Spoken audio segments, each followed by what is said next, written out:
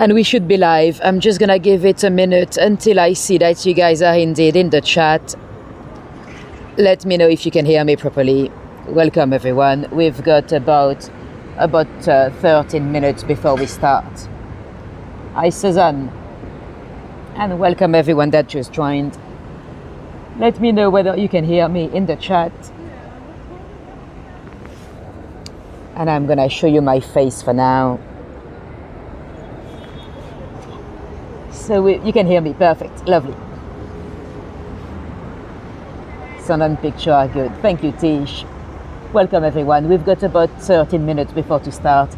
If anyone was completely new to me, if you don't know what you clicked on, this is a live stream in London. We're just waiting for everyone to connect. And welcome RJ. Let us know in the chat where you're tuning from. Nice to see you here, Pam, and welcome Katie. And welcome Sam.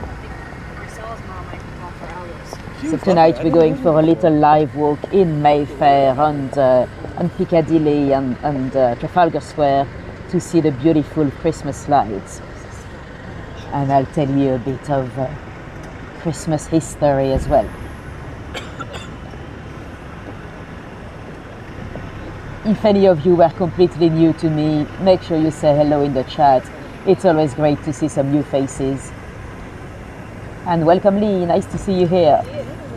And welcome everyone else that's not chatting in the chat. It's great to have you along as well. We've got about, let me check, 12 minutes. 12 minutes exactly before to start. Pam is watching from Toronto. Martin is from Canada as well. What about you, RJ? Where are you from? So we've got a few minutes to go. And Chas is here. Welcome. So as most of you know, this is interactive. You can chat away. I might see all your messages or I might not. Sometimes the chat goes a little bit too quick. So if you had any questions and I missed it, don't be shy. You can ask again in the chat. Now, some of you know the drill already. I'm going to have to test the microphone. I'm going to tap it 3 times just to make sure it's working properly, because it could get disconnected. Let me know in the chat whether you've heard 3 taps. Pennsylvania.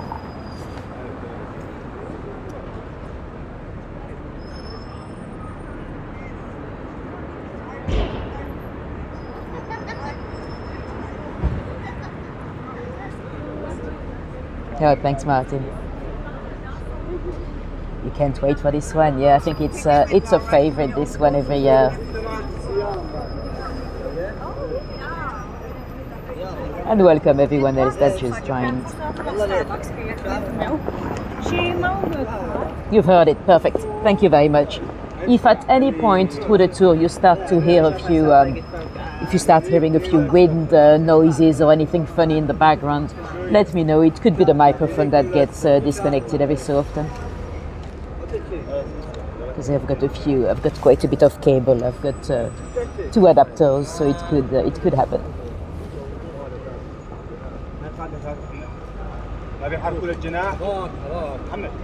And Linda is here. Nice to see you here, Linda. And Sean from Edinburgh. Welcome. We've got a few minutes to go. We're just waiting for everyone to connect. Let me flip this camera around for a sec in case you get bored of my face. I decided not to take the bicycle tonight, so I parked over here. Probably shouldn't say that. I'm not gonna get any tips if I say that. No, I'm joking. It is not my car. I think quite a few people pretend it's their car. I've been sat here for like 15 minutes and quite a few people were taking photos of it or photos with it. Hi Herbie, welcome Caroline, welcome everyone that just joined. If you see down that way, you see a big light stick down the back of the street. That's actually a ride from Winter Wonderland. Yes, my new ride.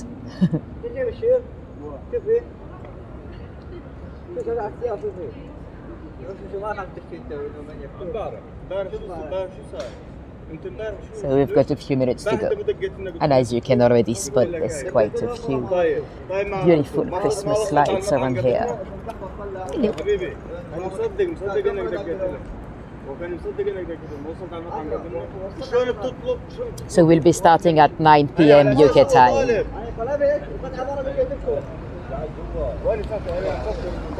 which hopefully should be a little bit quieter because it's been busy. I had a private tour yesterday afternoon. Hi Trish, and it was unbearable. The streets were just way too busy. It was like Notting Hill Carnival. It was ridiculously busy. We had to give up. We didn't even go down to Regent Street and stuff. It was just too much.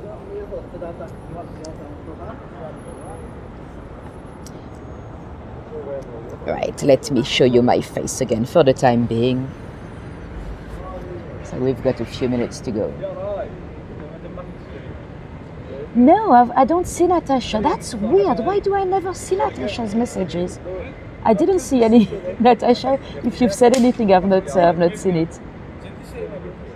Hi Heather, nice to see you here. It's nice to see some names I've not seen in a little while. Welcome everyone. We've got a few minutes to go. 7 minutes to be precise. And we are in Mayfair. Hi Catherine, nice to see you here. And welcome Gabriella. Let us know where you're tuning from today. We'll be starting in a few minutes. And welcome Anne-Catherine. We're going for a little live walk in London to see the Christmas lights. So we'll be together for probably about an hour, but we've got about 6 minutes to go. And we're very lucky with the weather. South Africa, oh amazing, welcome. What time is it? Is it the same time zone roughly in South Africa? Probably. It's probably maybe an hour later. The weather is actually quite warm for this time of the year. I think it's about 10 Celsius right now. So no snow for us today. Some of you might remember one day about, I want to say 5 years ago now, maybe 4. We did this tour when it was snowing. That was brilliant. 10:54, okay, so it's an hour, 2 hours ahead of me. Yeah. So we'll be going in a few minutes now. And let's see. Yeah, 5 minutes precisely before it's officially time to start. If anyone was completely new to me, I'm Nathalie. I'm sure most of you would have already spotted my accent by now. But just in case, if you haven't, I'm French. And welcome Blistering. Nice to see you here from Nottingham. And Caroline is from Ontario, Canada. You had your first snowfall. Oh, amazing, Katie. For us in London, it seems way too warm for now. But I'm not complaining. That's nice, because I walk outside a lot, so I don't mind when it's warm in December. Not sure they love it at Winter Wonderland, because they have one of those outdoor ice rink. I used to work there as a photographer, and when it's too warm, sometimes they were struggling to keep the ice icy. It was melting away, and it would look like a swimming pool. Yeah, lots of Canadians tonight. We'll actually walk past the Canadian High Commission later on. And Florida. Nice. Nice to see you, Diane. Let me see how many more minutes. Oops. It's funny, I used to be able to check the time properly. Now every time I check the time, the app thinks I want to swipe, so I'm not going to check the time. Let me know when it's time to go.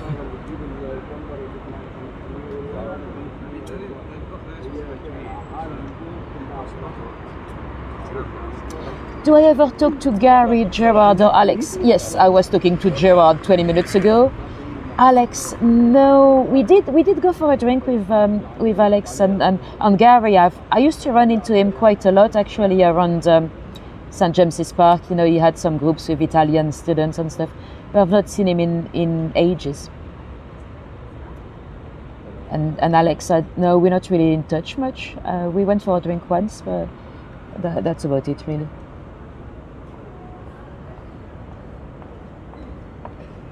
If some of you have no idea who I'm talking about, those were former streaming friends at the time of Hego.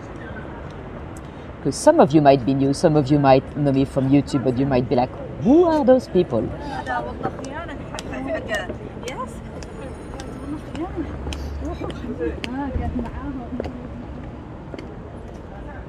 I'll pass on your best, yes.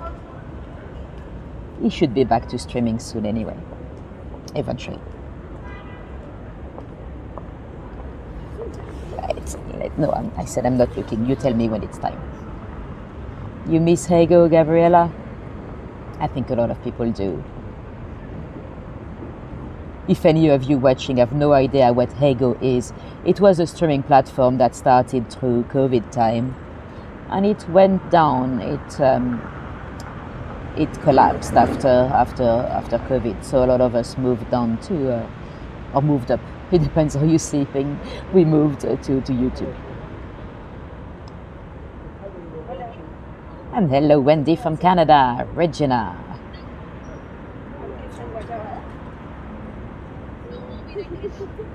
Two minutes to go. Thank you, Pam. Oh, thank you, Gabriella. That's great to hear.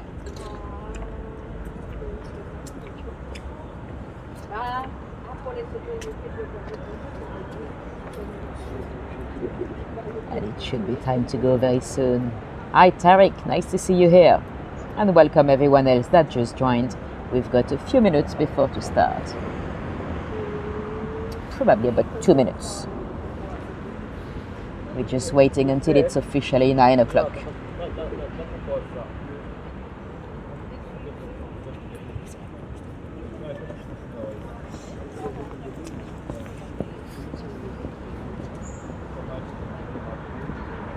It's fairly busy down here because you've got some people walking towards the people that left Winter Wonderland.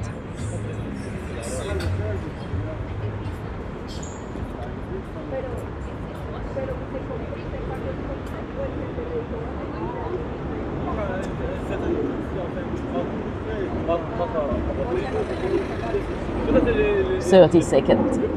Thank you, Heather. I'm gonna gracefully stand up already, and let's wait until it is 9.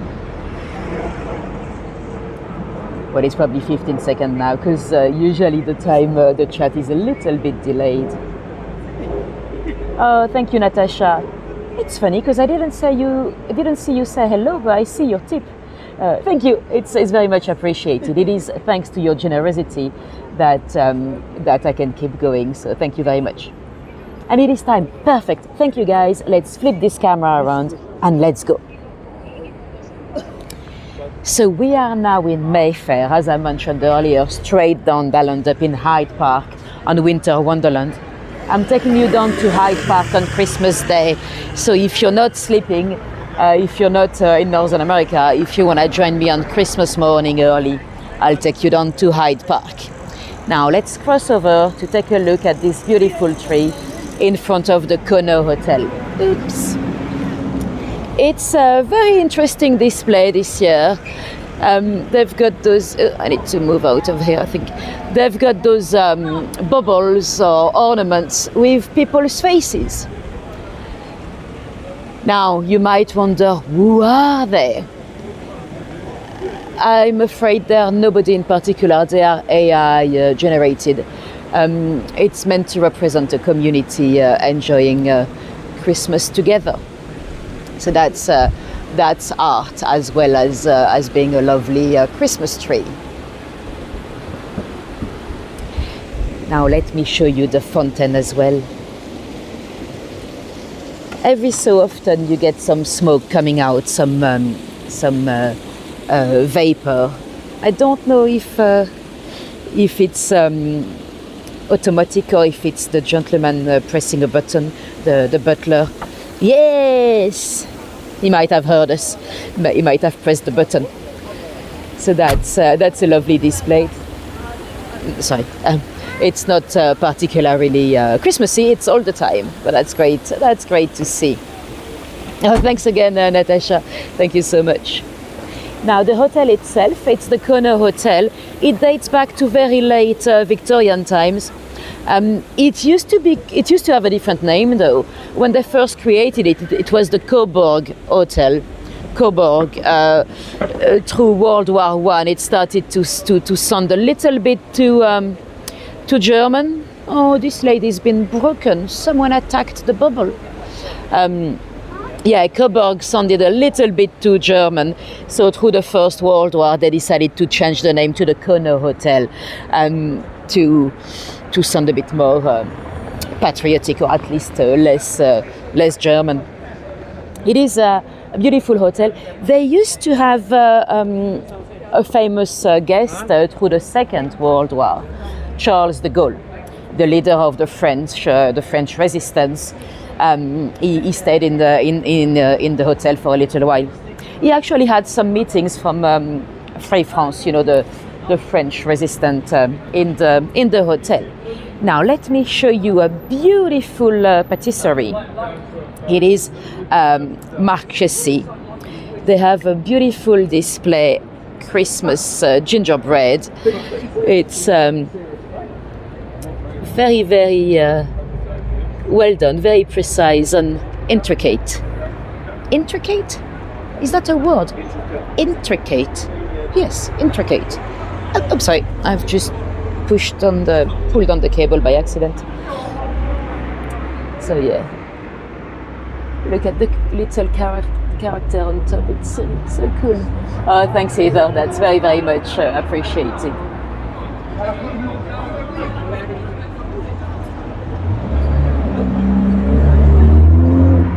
I wonder how many hours of work it would take them to produce it all. Sorry, my cable got trapped in the trees this time, or in the little bushes. Now let's go down towards Berkeley Square.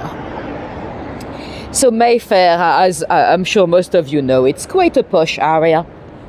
It is. It was called Mayfair because there used to be a fair in May for quite a few a few centuries actually. Every May there'll be a big fair, and they'll have anything from wife selling. Yes, you'd come here to sell your wife if you wanted a bit of a change, or you'd have ladies foot running. Whatever that means. It sounds very exciting. I'm not sure why. I can only assume that ladies at the time, in the 18th century, they used to be quite well dressed, with their crinolines and their little corset, and I suppose to do some foot running, they'll have to maybe undress her a tiny little bit. So that would have been very titillating. And of course, they also used to do puppet executions. When they had a puppet show, when the show came to a term, when it was the end of the season for those puppets, they would publicly behead them over here at the Mayfair. Well, I say over here, the Mayfair was not always in Mayfair. I think it started by the Haymarket. Yeah, it stopped eventually. But we kept the name. Sarah, we're gonna pass by number 50 Berkeley Square. Yes, we are the most haunted house in London. Down this side, so to my right, at some point, there was the what was it called? SOP, the forerunner of the CIA. They had some London offices in here. Anyway, before to see number 50 Berkeley Square, we have to go and see a lovely nightclub, Annabelle's. Annabelle's is a nightclub, but not for you and I. well, you maybe, I don't know what type of assets you've got, but it's not a nightclub I would be able to frequent. It's very much for the aristocracy or the fortunes of London. You have a dress code. You have to be very well dressed to get into Annabelle's. They've kind of edited it lately. Now the gents can wear some sport shoes, but only if they look like they've not ever been used to do some sport. And actually, you know what? The dress code is so strict that in the 80s, there was a group of girls, 4 of them, but 2 of them were dressed up. They were dressed up as some kind of police officers or securities of some sort. But you don't dress up to go to Annabelle's, And they were actually, hi Tony, hi Emily, welcome Mary, and welcome everyone else. They were actually rejected by the bouncer. Little did the bouncer now know it was actually Lady Diana and Fergie. So they were rejected because they didn't recognize them. I think it was the night of the former Prince Andrew's bachelor party. So this is the, like a stag do. This is the famous Annabelle's. The former Prince Andrew, by the way, I saw him on Wednesday, he was in a car with the King. I would have never imagined that the King would dare to show up with his bro in the car. He did. I saw them coming out of Clarence's house on Wednesday during the changing of the guards, which is quite interesting.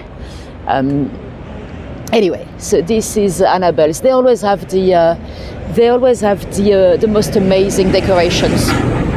Not only for Christmas, it could be any decorations, Easter or Halloween or whatever it might be. Right, let's cross over because I want to show you something I've only just noticed the other day. Let's try to cross whenever we can. So of course Annabelle's is also linked to the Claremont Club. That was the gentleman's club where Lord Lucan was meant to come for dinner the very night when we assume he killed Sandra Rivet, his nanny, and then escaped and then became one of the most haunted, the most wanted person in the world. Now, this is number 50 Berkeley Square, the most haunted house in London. But the thing I've just noticed, see those little things? Do you know what that is? Those little cones. I've seen some more up there in the square as well. There's another one here. Do you know what that was used for?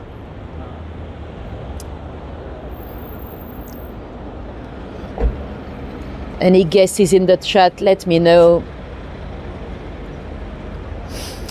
I'm pretty sure those were actually used to extinguish your torch. When you had a torch before electric lighting and all that, you'd have to walk down the street with a torch with fire. So before to go home, you'd have to extinguish it. So you'll pop the torch in there. So it's quite cool to see some of them still remain. Anyway, let's go. And as I mentioned, it is known as the most haunted house in London. There are some crazy ghost story inside. I'm never going to be able to cross. Oh, thank you. Oops. So yeah, there are some crazy ghost stories inside, and they were very much documented. I mean, they were printed in the press in Victorian times, like serious stories. We actually know for sure that 2 of them are fictional. 2 of them have been literally stolen from a book. Let me show you the book. This book, Tales for Christmas Eve by Honda. So I think the two stories are the one you might remember. I've told you about those ghost stories. One of them was a maid that went up there to a special bedroom, and she saw something that was so scary that she was like, "Don't let it touch me! Don't let it touch me! Don't let it touch me!" And then she had to be accepted into an asylum. The tale came back much later on in Victorian times, but that was actually fictional. That was from the book, and it was not even about this house. It was about another house on the square. And the other tale is the guy. After that, the fiancé of one of the girls went like, "No, I'm gonna do it. I'm gonna go up and sleep in that room." And he allegedly said, "Oh, if I ring the bell once, you don't do anything. If I ring twice, you come and save me." And he rang it twice, and he was dead. Those two tales, they've been picked up from that book. But there are many other ghost sightings in the house, so it might be still haunted. Who knows? It was also allegedly the home of a guy that was dumped on his wedding day, and that never recovered, and started to not wash anything, and sleep all day and leave at night, and a little bit of like a Miss Havisham. Some said that it's actually the story that inspired Miss Havisham, but who knows? Anyway, you might wonder why ghost stories for Christmas Eve. Well, that was actually a thing at the time. A lot of people would tell ghost stories on Christmas night. And you might actually have heard of it in some Christmas songs. If you look at the lyrics in the most wonderful time of the year, at some point he says, "There'll be scary ghost stories and tales of the glories of Christmases long, long ago." Scary ghost story for Christmas? Well, yes, that's what they used to do. They didn't have Halloween really at the time, so that was a bit of a tradition to tell ghost stories on Christmas Eve. And you'd have to remember that winter, obviously the nights, especially here in London, they're quite long, So in the evening, you'd be using candlelight. Candlelight, it is a light that moves, It's fire. It moves a little bit with whatever mini wind you have at home. And when you have a light that moves, you've got shadows that move as well. So it is much easier to have some form of sightings or some kind of weird feeling. Welcome, Anna, and welcome everyone that just joined. It's great to have so many of you on board. So yeah, that's why at the time they took ghosts very much more seriously than most people do today. And also, you'd have to remember that in late Victorian times, they had just invented the telephone. If you could pick up the phone to speak to someone in Newcastle, why not speak to the dead, Technology was moving on so quickly that you could assume anything, really. Anyway, there's a lady you may have heard of that was born right here. I'll show you who. This lady here. Yes, it is the spot where Queen Elizabeth II was born. I'll show you the little plaque.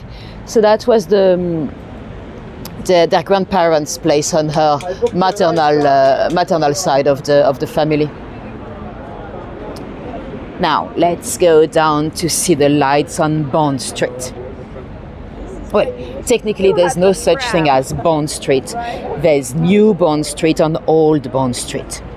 You might know that if you've followed my Monopoly tours, because on the Monopoly it says Bond Street, but it doesn't technically exist. At the moment we are not quite yet on Bond Street, we are on Bruton Street. That is the street where there was a terrible murder in the 18th century. The case of poor little Anne Naylor, a 13 years old apprentice that was very badly treated. But you know what? We'll talk about that next week. We'll talk about that on the 23rd, because I'll do a special tour with murders on punishment that happened in and around Christmas times. Oh, thank you, Diane. That's very much appreciated. Thank you very much. Now, you might have already noticed, you see the big crown. So on Bond Street, they went back to the crowns and jewelry decoration that we had, well, two years ago now. Last year, you might remember, they had a Chanel partnership. So they had all the street deco was actually sponsored by Chanel. So it was like perfume bottles and stuff like that. Now they went back to the Jubilee one. Well, officially it's not the Jubilee one, but those decorations were actually designed for the Jubilee of Queen Elizabeth II. Sadly, she passed away before Christmas. So now officially it's because of all the jewelers that are on that street and stuff, but we know they've been designed for the Jubilee originally. And we still love them. Before those, we used to have on Bond Street some kind of peacocks. Now, let me show you the decos in Hermes. It's actually my favorite. They're not very Christmassy, but I love what they've done with the pen sharpener's waist becoming some kind of a Christmas tree. I'll show you on the other side. That must be an interesting job to do those decos, you know, because you want to be original, but you don't want to be too original that it's really bonkers, you know. And also you have to keep on coming up with new stuff, you know, when there's so much that has been done before, you know. But look at those trees, aren't they amazing?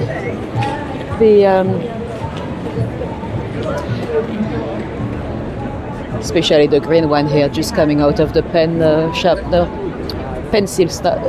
sharpener, I should say. Right, cool. Let's go down the street. We'll cross over to have a better view, because there's more lighting on this side. You've got Chanel down here.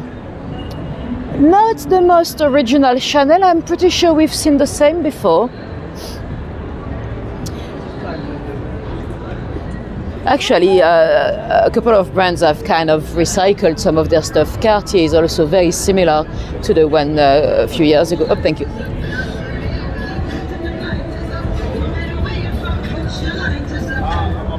It's still busy down here, but it's nothing compared to what it was an hour ago.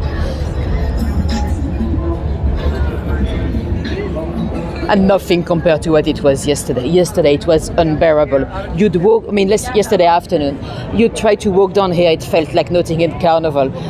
It was just way too much. And we also had a few protests yesterday. We had a couple of... Sorry, it's a noisy one. We had a couple of protests yesterday as well against digital ID. Just gonna wait because it's a bit noisy. Some people are trying to look interesting with their noisy cars. Right, let me show you briefly before anyone else tries to take a selfie with them. This is, oops, sorry, the camera is struggling to focus, bear with me. Yeah, so this is Churchill and Roosevelt here having a little chat. They are,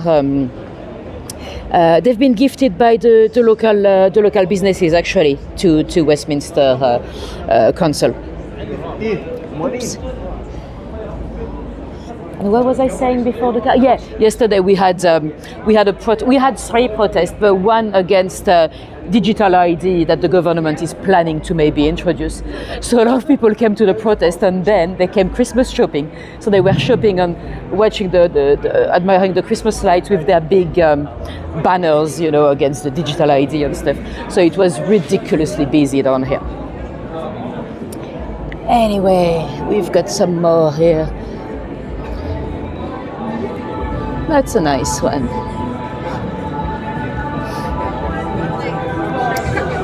And we are walking down towards Graft.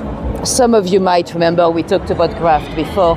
That is the jeweler that had the biggest hit, well, the second biggest hit in the country. They managed to take over 40 million of value of jewelry.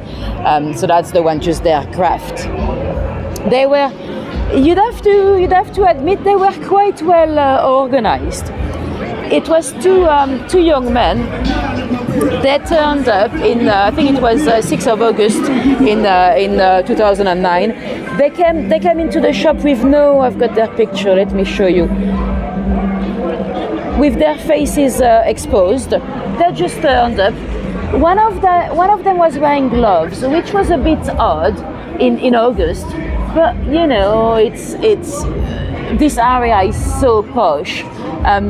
People are a bit extravagant, you know. If they want to wear a glove in August, why not? So they turned up. They spoke to the sales assistant. They asked if they could see a few items. The lady said yes. She got the rings and the stuff out, and then they got off their guns and they robbed everything. They jumped into a first car. They had an accomplice. His name was Thomas. His parents probably didn't love him very much. I mean, when your last name is Thomas, why would you call your kid Thomas? But anyway, Thomas was in a van, and he was blocking the traffic. So it took a little while until the police could get here. So that by that time, the thieves, they had jumped into a second car, and then another car, and then they jumped into a taxi. That's when they did their mistake. In the black cab, there was a little a mini accident with another car, and that's when inside of the cab they dropped a telephone. You know, one of those burner phones, the one you cannot track with GPS location. But the police got the phone, so they had everybody's contact, and that's how they caught them. They were actually quite young. They were living at their parents and stuff. So they got the thief, but they didn't get the jewelry. So the 40 million were gone. Some say it was an inside job. Probably not, because the insurance didn't give them everything. So they definitely lost some money. I'm just gonna pop down this way. Sorry, it's like a giant photo shoot down here. And by the way, the thieves, when they were arrested, they were very young and they were not the most professional. A bit like the ones with the Louvre, really. One of them, when he was arrested, he was at his parents'. He ran down the back garden and he climbed up a tree. And the police was like, "It's done, it's over. You can come down now." Yeah, the Cartier Panthère, you know what, it's pretty much the same as it was 3 years ago now. You might remember last year was very original. It moved every half an hour or so. It was like a solar system, but they went back to the one they had a bit before. I guess they're probably so expensive to create that every so often, you know, they can just go back to what they were. Now let me show you this beautiful tree. So this is the Ralph Lauren tree. Another car trying to be interesting down there. So yeah, beautiful. It's actually a charity. So if you want to make a donation to the Royal Marsden Hospital, if you make a donation that's over £15, you can get your name on a little star. Oh, you can see me. Hello. So that's a nice way to bring in some donations. So the Marsden Hospital, it's a cancer research location. Right, I'm gonna try not to put any little ones in the frame. Oh, I cannot go this way. Hold on, I'll go down the other side.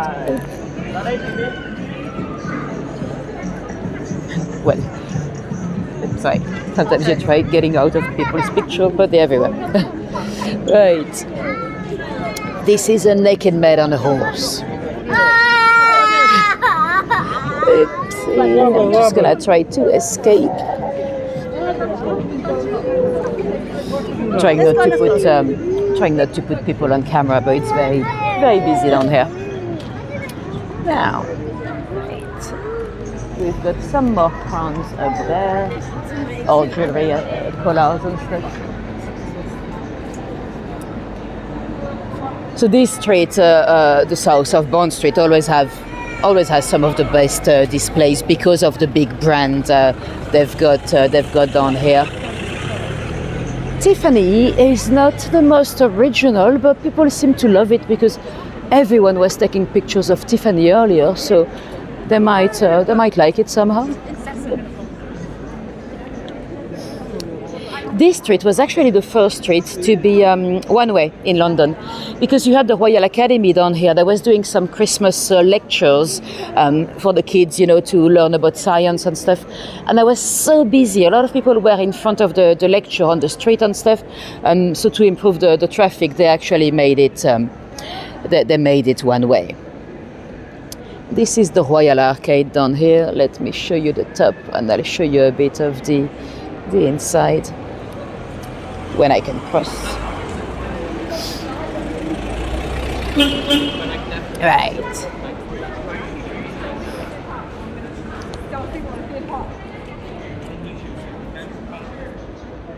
It was also around here that there was a gentleman's club where the Marquis of Queensberry left a note for Oscar Wilde, accusing him of being a sodomite.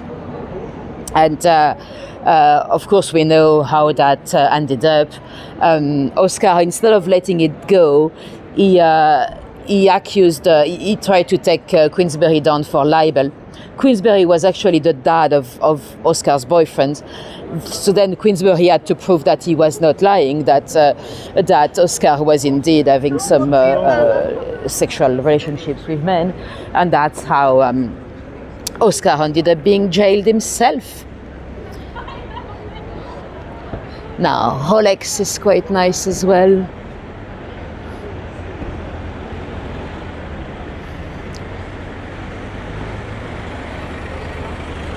And let's go down towards Piccadilly. Hopefully Piccadilly won't be too busy.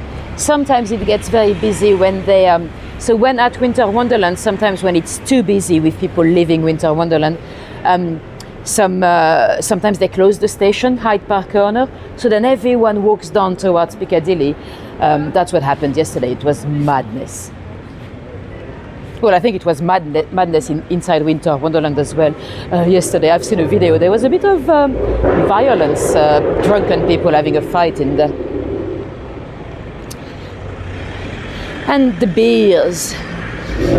I don't even know the brand, the beers, but they've got a cool light as well.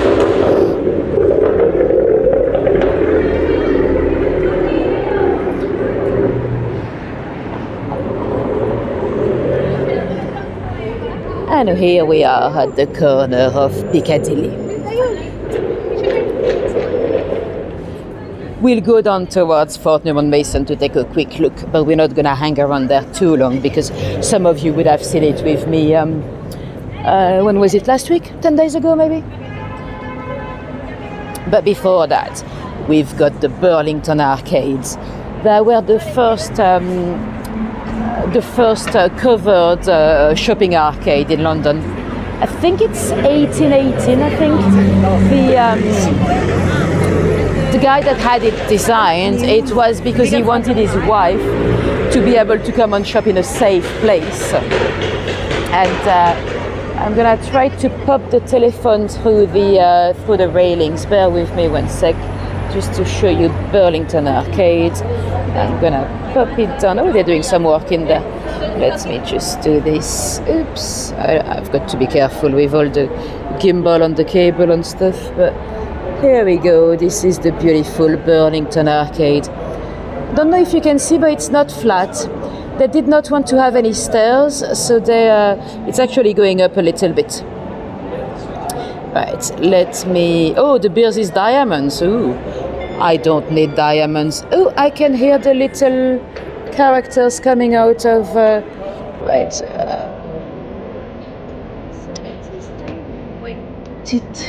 It was 1:45, so I could hear the Fortnum and Mason one.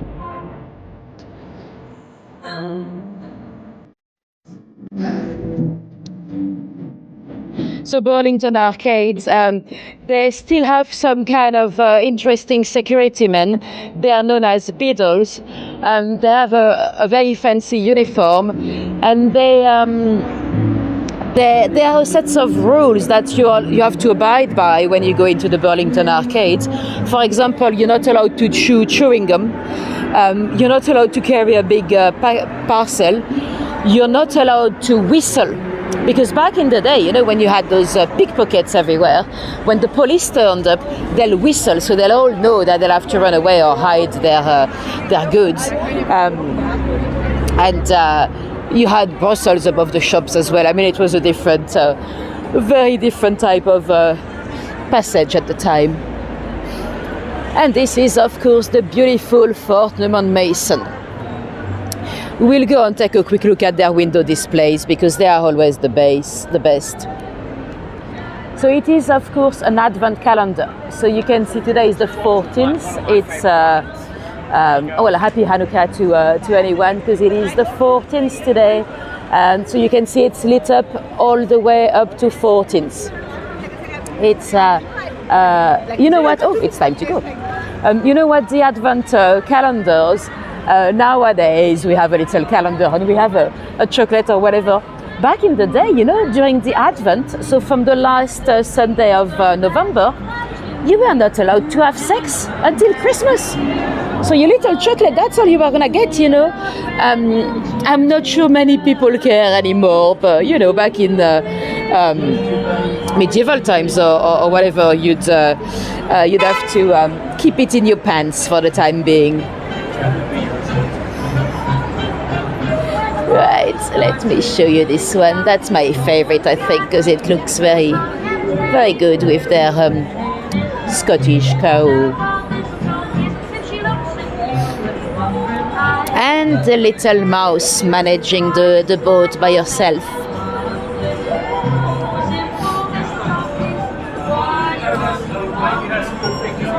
And let's see the other side. And again, the mice are everywhere. You've got one up the tree there with the firework, probably the New Year fireworks. And it's the little mouse doing the firework herself. This one is nice as well. And here you've got the mice planning a heist at the Louvre. Let me get to the next one. The lion delivering the gifts. And last one down here, a couple, that's the penultimate one, I should say. And again, the little mouse is running the show. Peacock. I don't know what it is with peacocks on Christmas, but they often have some peacocks decorations around here for Christmas. And this one looks like a Scottish unicorn.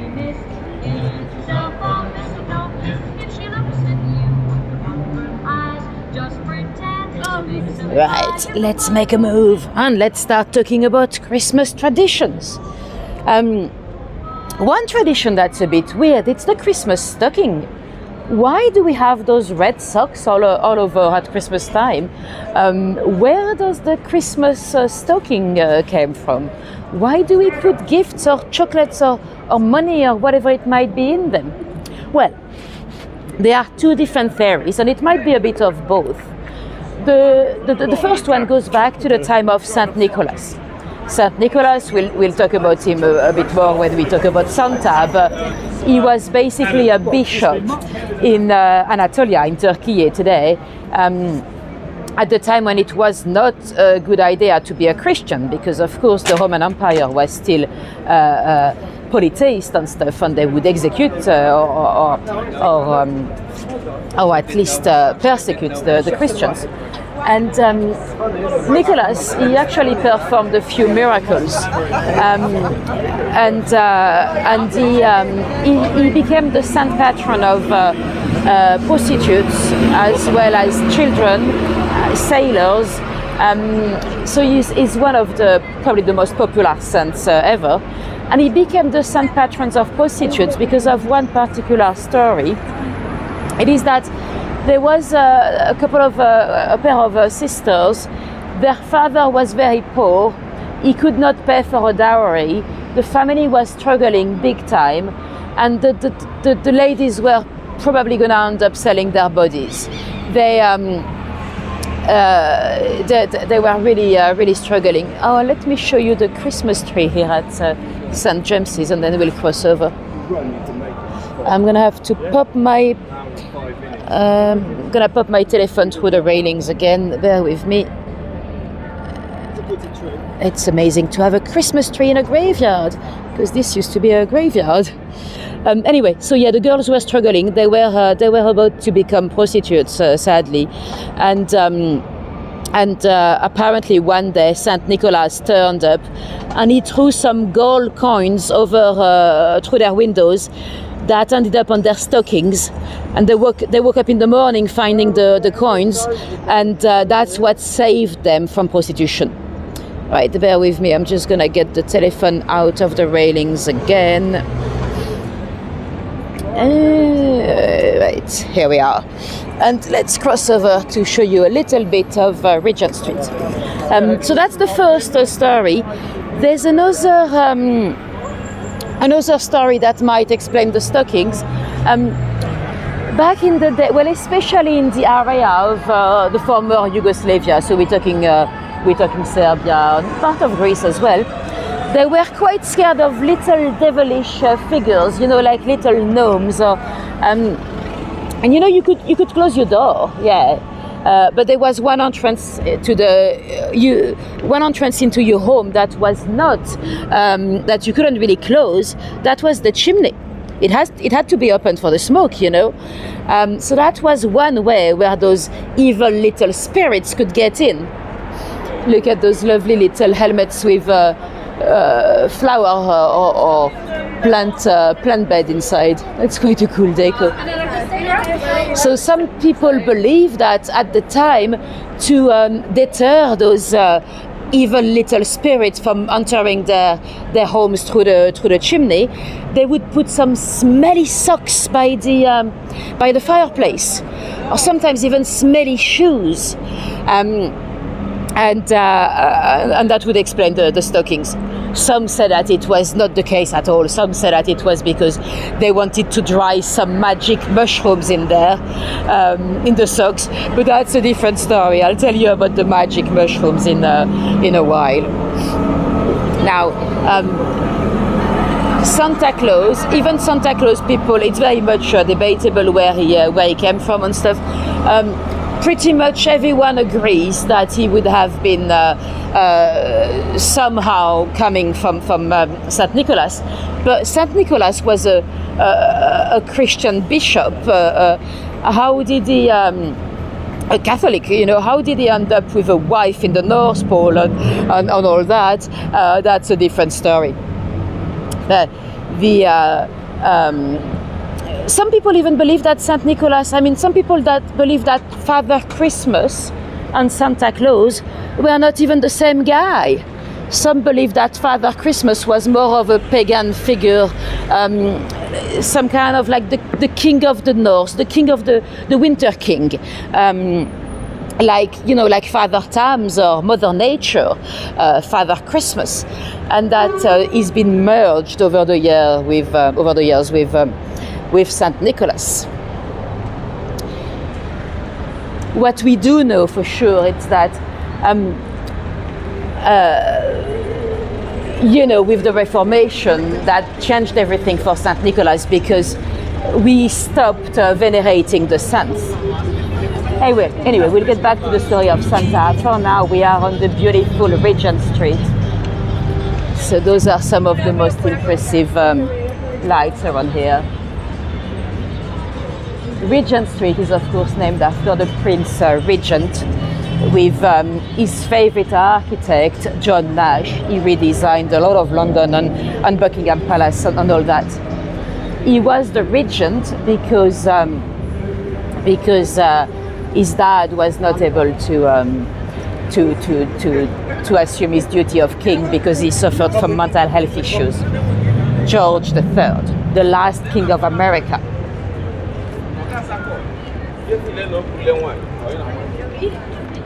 And this is the beautiful Piccadilly.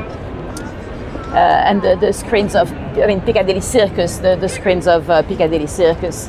Some of the most, you see Santa Claus and his sleigh up there, the Coca-Cola ad. It might be a bit too bright on the screens.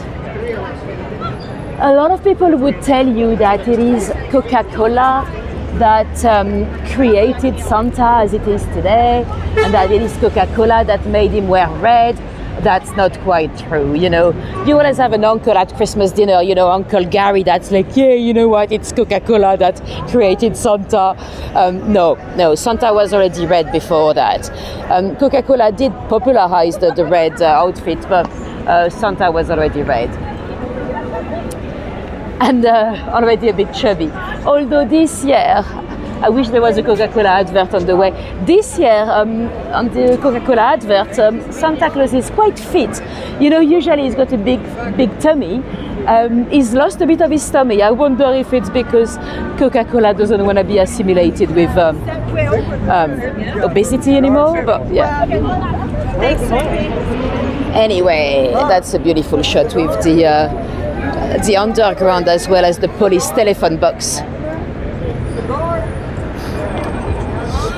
Gabriela, great question. So, St. Nicholas Day, it is indeed the 6th of December. And at the time, that's when St. Nicholas would come and give some kids some gifts, as well as punish the ones that have been naughty, right? But the thing is, after the Reformation, in the UK, but in Germany or in Alsace as well, which was Germany at the time, which is now France, they decided, because they wanted to stop venerating all those or idolizing all those saints. That was fairly easy with most of the saints, but with St. Nicholas it was a bit harder because people loved their kids, and it was St. Nicholas that came to give the gift. So they decided to kind of move that gift tradition to Christmas, to the 24th or 25th, depending where you're from. But that worked fairly well. And then the figure of Father Christmas kind of moved away from St. Nicholas. That worked fairly well. But the thing is, St. Nicholas was also the one that would punish the naughty kids. And they couldn't possibly have baby, so the kids would come with, the gift would come with baby Jesus instead of the 6. But they couldn't possibly have baby Jesus punishing the naughty kids. That's how they had to create the anti-Santa in many Protestant countries, and some Catholic ones as well now, but like Krampus in part of Austria, and in Metz in France. So at the time that would have been part of Germany, they had Père Fouettard. Père Fouettard, literally the whipping father. Let me show you images of Père Fouettard. There he is. So this is the anti-Santa. He looks a bit like a PDF file. You know what I mean if I say PDF file. I'm not, because at the time, the kids would be kidnapped. I mean, that's what parents would tell their kids, you know, that if they were being naughty, they'll be kidnapped by the whipping father. The story of the kidnapping, it actually came from an old miracle from St. Nicholas as well. Let me remove the pictures. There was a boy that had been kidnapped by some pirates from Crete. And it is said that he had been kidnapped around the feast of St. Nicholas, And the next year he was enslaved, and the boy was crying and crying, and the pirate was like, "What's wrong with you, boy?" And he was like, "It's gonna be the feast of Saint Nicholas, and I miss my family." And it is said that Saint Nicholas flew from the sky to rescue the little boy. The little boy was still holding a golden cup in which he was serving wine to the pirate. And he brought the little boy back to his family. So you already have the idea of Saint Nicholas flying. What did Santa Claus end up doing? Flying in his sleigh. And you already have the idea of the kidnapping. And that's what they would threaten the naughty kids with, that they'll be kidnapped. Even my generation, like in the 90s in France, we would still talk about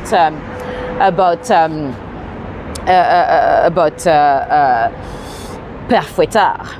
Well, not to me. My mother didn't even tell me about Santa Claus. She didn't want me to. She thought if she told me about Santa Claus and then I discovered it was fake, then I wouldn't believe in Jesus either. Because she was the one trying to tell me about Jesus, and then I would be like, yeah, it's just another bearded man that doesn't exist. So she never tried to make me believe in Santa. But anyway, let me pop you down right here, because I want to show you another Christmas tradition, the Christmas crackers. Now I'm going to have to be very careful because I popped the telephone down, and in this area you have a lot of people on the bicycle stealing the phones. Usually when it's in my hand I don't care because I can hold it, but if you see a bicycle behind me, we'll have to be careful. Anyway, one other Christmas tradition, it is the Christmas cracker. So that's very British. We don't really, well, it might be coming in different countries nowadays as well, because Christmas is starting to be the same everywhere. You know, all the traditions are merging into one, maybe because of social media and all that. But anyway, the Christmas cracker, you put it on the table at Christmas, or all the Christmas dinners you have in the months of December. And you've got a little string inside. And, well, you're not meant to do it alone. You're meant to have a friend. But you basically pull on... Oh! It didn't even crack. There we go. The one that has the longest string is the winner. You might have heard a little crackle. There's literally, well, technically it's explosive. That's why you're not allowed to bring them back to America. Or if you come to London and you buy a cracker or a set of crackers, don't try to take them back in your luggage, because technically it is classified as explosive. So you're not allowed to bring them back. So inside you have a little gift. Oh, my nose is a bit too small. So that's my gift. Those are quite cheap. They're probably from Temu or something. Sometimes the gift is a bit better than this. I'd stay. And exactly, Suzanne, you also have a terrible joke inside. Look, let's see. You also have a crown. So the winner has, well, let's give up on my funny nose. The winner also has a little crown. Those may have been inspired by the French Epiphany cakes. In France, on 6th of January, you have a cake with well, it used to be a bean and a pea. Well, actually, they used to do that as well in medieval times with the Christmas cakes here. In the Christmas cake, you'll hide a bean and a pea, uncooked, so you'd still find it. And then there was the king and queen, whoever had the bean and the pea in their share of the Christmas cake. Well, I'm not going to be able to wear the crown anyway because I've got my my hat. Now let's see the joke. Let's see if I get it first.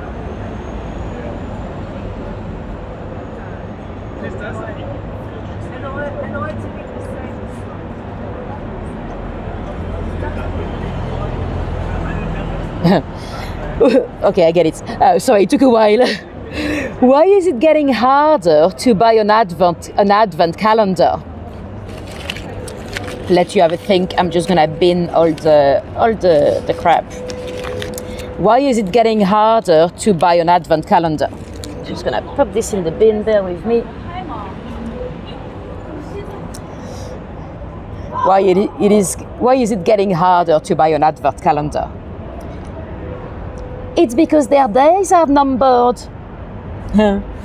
It's always little puns, and never the funniest, but yeah. Now, let me flip this camera around again. If you're not from the UK and you're not familiar with Christmas crackers, please do not listen to Meghan Markle.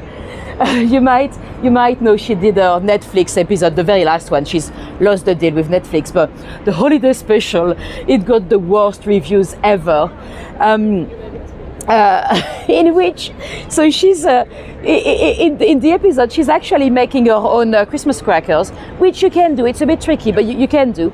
And she's like, you can also buy, you could also buy them already made. Like, oh, if you were poor peasants buying them already made, which is 99% of the population anyway. And she's like, yeah, I used to live in the UK. Yeah, we know, Meghan. We know who you lived with as well. And they love their crackers. Oh, yeah. Who is they? You're talking about the royal family. Anyway, whatever. She's making which is ridiculous. She's making a cracker for Lily, and she puts inside a little perfume or whatever. And she's like, yeah, Lily loves to be a little lady, you see. Then she's making a cracker for Archie. She's like, Archie likes burgers on the color red. It's ridiculous anyway to make a cracker for Lily and a cracker for Archie, because they're gonna crack them together. The point of a cracker is you crack it with someone. You don't crack it alone. And then she's saying, yeah, you can put confettis inside. No, Meghan. How long have you lived in the UK? You don't put confetti in a cracker, because if you put confetti inside, the crackers, you usually crack them at the table. So if you have confettis inside, you're gonna make a huge mess all over the table, into the food, into the foie gras, or whatever you're eating for Christmas. Don't listen to Meghan. Crackers are not so made to be with confettis, and they're very much made to be shared. You can make them at home, and you can put a little gift inside, which is really cute. But they're not meant to be full of confettis. You can buy cheap. Well, you know what, Laurie? Not that cheap. I find them very expensive for what they are, really. Nothing is cheap anymore, anyway. But. And you've got some very posh ones. So to tell you a bit more about the history of the cracker itself, it is a confectioner, Tom Smith, that was he actually kind of got inspired by the French bonbons. Those bonbons, he was doing some coated almonds, but in France, they had the little wrapping that was twisted on the side. Edible confetti. So that's an idea, Tarek. So if it ends up in your drink or in your champagne or in anybody's glass, that's good. Anyway, yeah, the Tom Smith, he kind of copied the French bonbon, and there's a little story that might have been very much romanticized by the Smith family. But apparently one day he was looking at the fire, and he heard the fire crackle, and he was like, that's what I need. I need a crackling sound. And his brother was actually a stage magician, so his brother helped him with the little the mini firework inside, the little crack, and that's how it became very popular. They were called bangs of expectation at the beginning. The Tom Smith family, they still produce those crackers. They have a royal warrant, so they are the one producing the crackers for Buckingham Palace, really, or Sandringham, really, because the royal family usually spends Christmas at Sandringham. Fergie and Andrew are not invited this year. I bet they'll be there anyway. They'll be hiding from the cameras. That's it. And anyway, this is one of my favorite trees in London, because it's not the tallest one, but it's very much very green, compared to the one we'll see in a moment on Trafalgar Square. Anyway, let's go down. There's another tradition we've not really talked about yet. It is the Christmas cards. The Christmas cards, it's actually very British. Well, I know in America you also have all the Christmas letters and all that, but it's not something we really do on the continent. And the reason why, it's because it is very much British. The gentleman that created them, it's Sir Henry Cole. You'd have to remember that before the 1840s, we wouldn't send that much mail anyway, because it was not the sender of the mail that would pay for the postage, it was the receiver. And it was quite expensive until they invented the stamp. They invented the penny black. So this is the first stamp we had with young Queen Victoria. So finally the receiver wouldn't pay. So you could send anything you'd like to anybody. By the way, that's why the United Kingdom is the only country that doesn't need to put UK on their stamps, because they invented them. Every other country would have to put the name of the country down, but not the UK.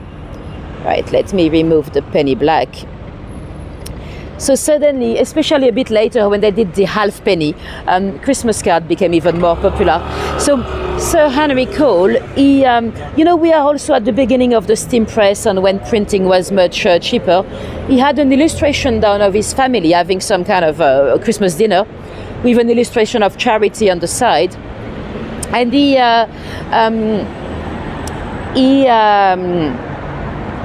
TK Maxx, you mean for the cheap crackers? Yeah, but they still cost about at least £2 each. Even the cheap one, it's still a lot for a little cracking thing. Anyway, I've got some mini ones. They're in my bag actually. I've got some mini crackers. They're like tea saucepans crackers, but the mini ones just to show my customers when I do Christmas lights tours in person, because the big ones are just too expensive. It's an investment. Anyway. So the Christmas cards. Henry Cole, he created those little cards to send to his family. He actually got a bit of a backlash because the kids were represented with some glass that they had some kind of a purple reddish color in the drink. So people, all the teetotalers and stuff, they were like, oh, he's giving wine to the kids, blah, blah, blah. Anyway, he sent everything to his family, and then he sold the leftovers. And that was the beginning of the Christmas cards, really. Now, the Christmas cards today, they're quite beautiful, with nice illustrations of Christmas characters and stuff. Back in Victorian times, they were not always very beautiful. They sometimes they were quite shocking. Let me show you some of them. Nothing says Christmas like a scary clown eating a pie. Let me show you some more. I've got a huge collection.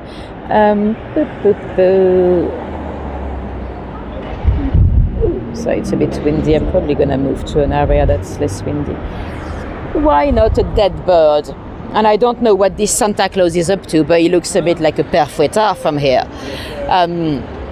So yeah, they were often quite shocking, really. But it's because back in the day, people would put them on their chimney, or they would kind of expose them at home. So if you wanted to be noticed, because when the card was really shocking, people would come to your place and they'll be like, oh, who got you that? So people would talk about you, This Santa also looks a bit dodgy to me. But yeah, they do make me... there's a huge collection of them at the V&A, because Henry Cole became the director of the Victoria and Albert Museum. Now that one is interesting. You see the one with the pie and the little head coming out. That's actually what they used to do. So they would cut a little gap in the middle, saving the top, the crust, and they'll hide stuff inside, like live frogs. So then you'd serve the pie, and then the frog would jump out on the middle of the table. So that's they had some weird traditions. You know, Christmas for a long time, when you had the 12 nights of Christmas, it was a lot about pranks. People would dress up, and they used to go and knock at their friends' doors, and a bit like Halloween today, really. And eventually it became too much, because there were a lot of robberies. People would dress up, they'll knock at the door, and they'll come and rob your place down and stuff. So Christmas was actually quite different from what we know today. That one is very creepy as well. The text is nice, but the images are very creepy. Right, let me remove those. Apologies if I'm moving the camera a bit when I get the photos in. Talking about dead frogs. Merry Christmas. Nothing says Christmas like a murdered frog. Let me remove this one as well. Let me see, do I have any more? Oh, that's a creepy snowman, melting snowman. Is that what it is? Anyway, let me show you another thing. Do we know what that is? Don't tell me a sex toy. It's a Christmas pickle. The Christmas pickles, they well, there's actually a very dark story behind it. That's one of the other miracles of Saint Nicholas. Yes, Ronnie, live frogs, yes. Saint Nicholas, there's a story saying that 3 little boys kind of ran away from their homes, and they were playing around, and they got lost in the woods, and eventually they ended up in a village, and they were starving. So they popped into a butcher's shop to beg for food, to ask for charity, and the butcher was like, yeah, come in. And then he killed them, and he pickled them. He put them in a barrel of salty stuff. And everyone in the village kind of suspected the butcher, but they had no evidence. Until one day, Saint Nicholas turned up at the butcher, and he looked at the big barrel, and he opened it, where he found the poor boys that had been brutally killed. And he was like, "Rise, children, rise!" And they were resuscitated. So that's one of the miracles or alleged miracles of Saint Nicholas.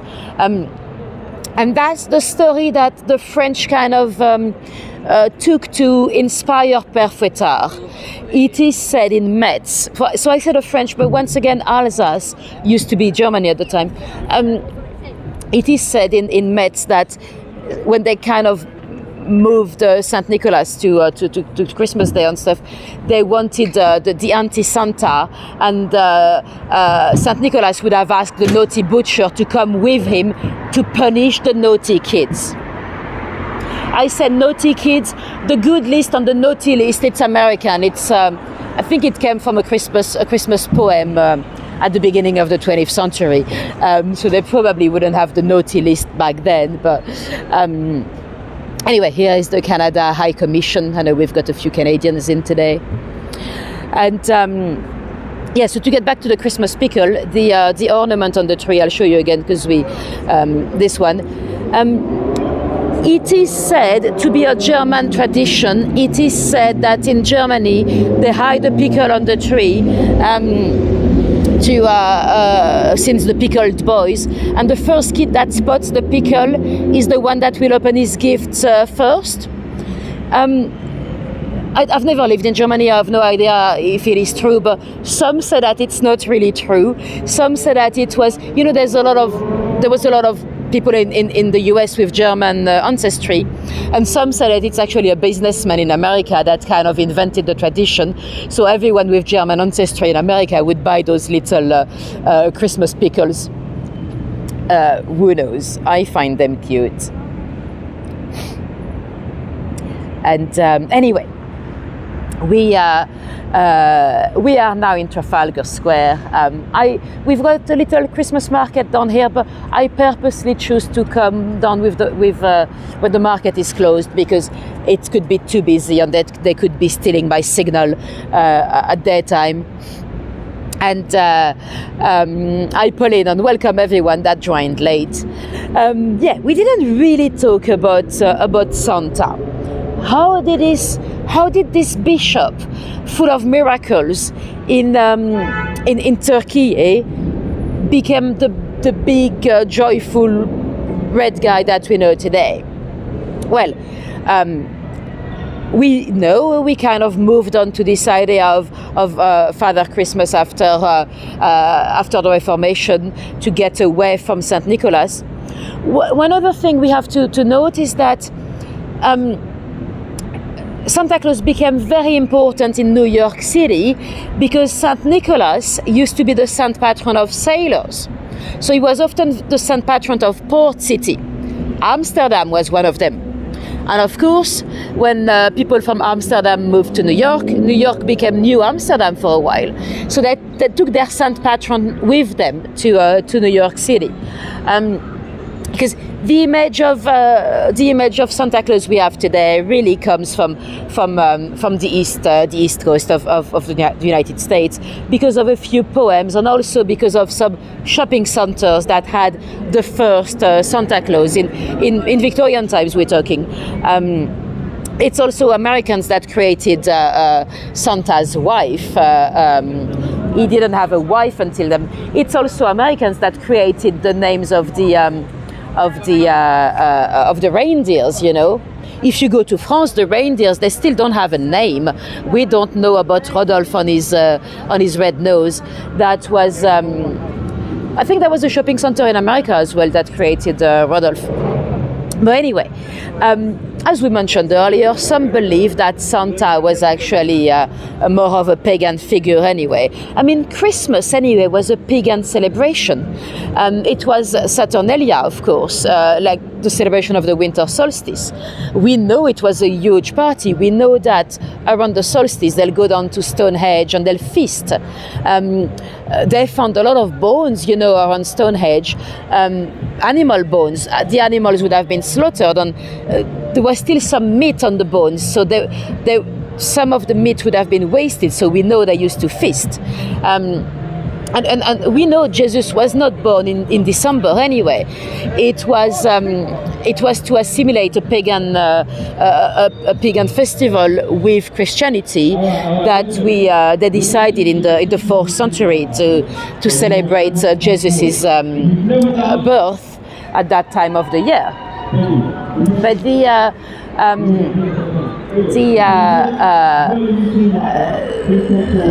the figure of Father Christmas, some believe that it might have been a very different character from Saint Nicholas. There's a researcher, a professor at the University of Harvard. I don't know if he's still there, but he was the guy managing the herbatorium. His name was Donald Fitzer. Every year he gives a Christmas lecture about Christmas tradition and Santa Claus and all that. And he believes that Santa might have been a Siberian shaman that used to deliver drugs, magic mushrooms. He believes that Santa Claus would come and deliver those amanita, what are they called? Those red mushrooms with the white little spots. It is a bit far-fetched, but it is said that those little mushrooms, they grow at the bottom of the trees. At the bottom of the evergreen trees, like those, like this one, and it is said that so those are toxic for humans. If you pick them up from the floor and you eat them, you'll be in trouble. But it is said that the reindeers, they eat them, and they can digest the toxin. So technically, if you were to drink some reindeer's piss, you could get high and not have the toxin. This is the beautiful light for Hanukkah. They've got those lasers because it's a bit cloudy today. You can see them going all the way to the sky and to the clouds. That's it's a bit sad today. I mean, considering what happened today. But anyway, to go back to Santa. It is a bit far-fetched, but you know what? It's possible. When you look at the iconography of Christmas, those mushrooms are everywhere. Let me show you. They are absolutely everywhere. They are pretty much every time you see Christmas stuff, you see those little mushrooms somewhere. So you know. Maybe. Even on the continent, you know, we don't really do the Christmas cakes like the British one. Very often people have those Yule logs, you know, for Christmas. When you have a Yule log, you always have a little. Sometimes they're actually eatable like this one. Sometimes they're plastic mushrooms they put on decorations on top of it. So you know, why not? Let's go and take a look at the tree and the fountain a bit from a bit closer. So the beautiful building down here, that's of course the National Gallery. And let's go down to see the little crib. They could be asking me why I'm filming. I see some security here. Technically, Trafalgar Square is one of the places where you should get permission to film. But anyway, let's see what happens. So we've got a little nativity scene over here. With baby Jesus in the middle. I don't really know where are Joseph and Mary. Is that the back of Mary here? I don't know. I don't know if it's Joseph laying down the grass. He looks a bit too relaxed to be Joseph, but who knows, probably. The nativity scenes, if you go down to France, all the Catholic families, they'll have a nativity at the bottom of the Christmas tree. So in pretty much everybody's living room, you'd find a nativity scene. Mine, when I was a child, my nativity had 2 baby Jesus. Because what happened is we had, originally we had 1 baby Jesus, but it was made out of clay. And I broke his arm. The clay was a bit fragile, and I broke his arm. So my mum bought another baby Jesus, and she wanted to bin the first one. And I did not want her to bin baby Jesus just because he was slightly disabled. And so I refused to bin him. So every year we would have 2 baby Jesus. My nan would always come and she'd be like, oh, I'm going to go and see the twins in the crib. So for many, many years, we had the plastic one, the new one, as well as the one made with clay that was missing an arm.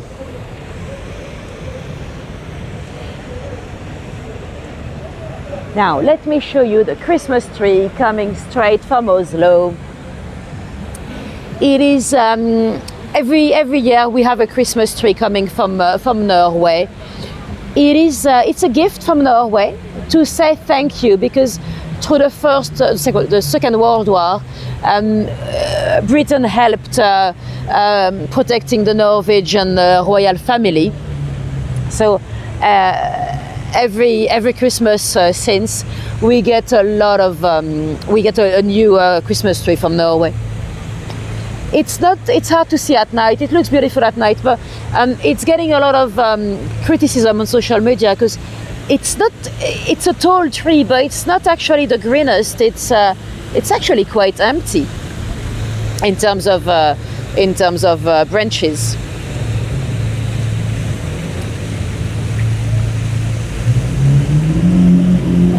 Anyway, that's gonna be the end of the tour. Let me know in the chat if you have any questions before we go.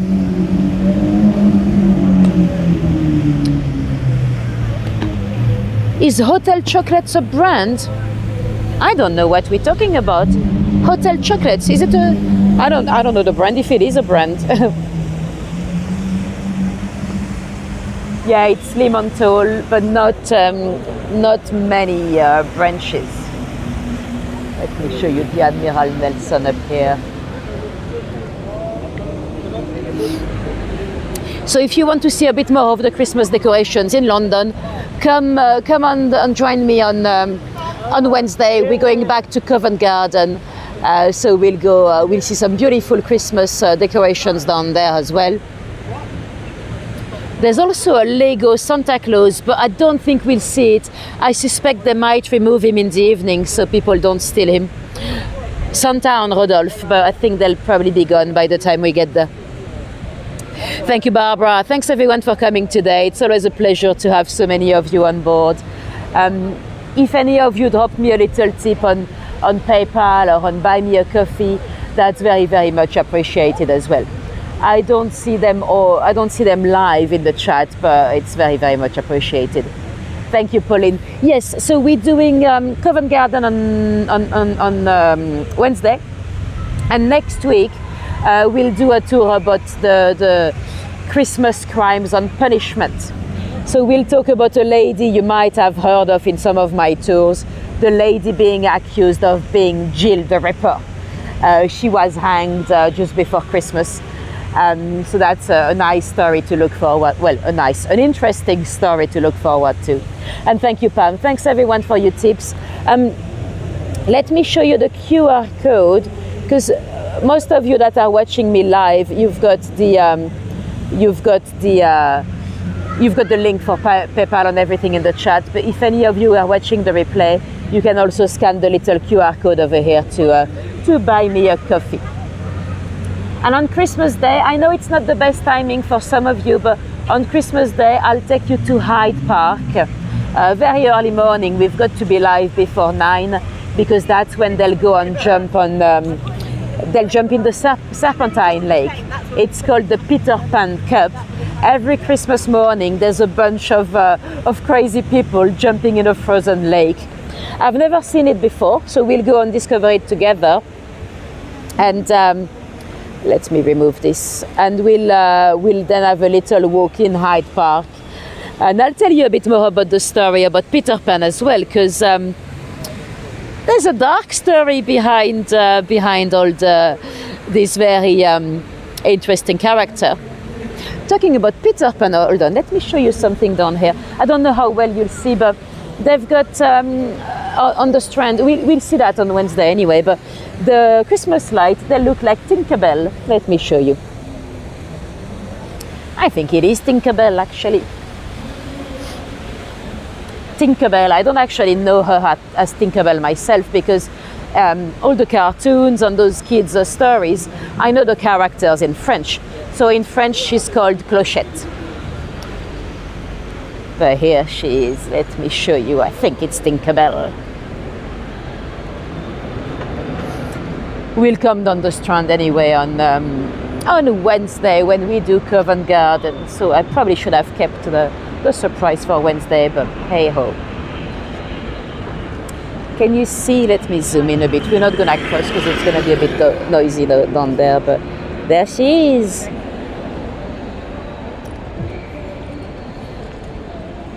Right, thank you guys for coming today. Hopefully I'll see a lot of you on Wednesday. If not, I'll see you next Tuesday for the Murders of Christmas, or maybe on Christmas Day in Hyde Park. Thank you very much for coming today. It's always a pleasure to have you along. If any of you drop me a little tip on any other platform, that's very, very much appreciated as well. And hopefully I'll see you on Wednesday. If I don't see you again, have a very Merry Christmas and all that, and keep YouTubing. Bye bye.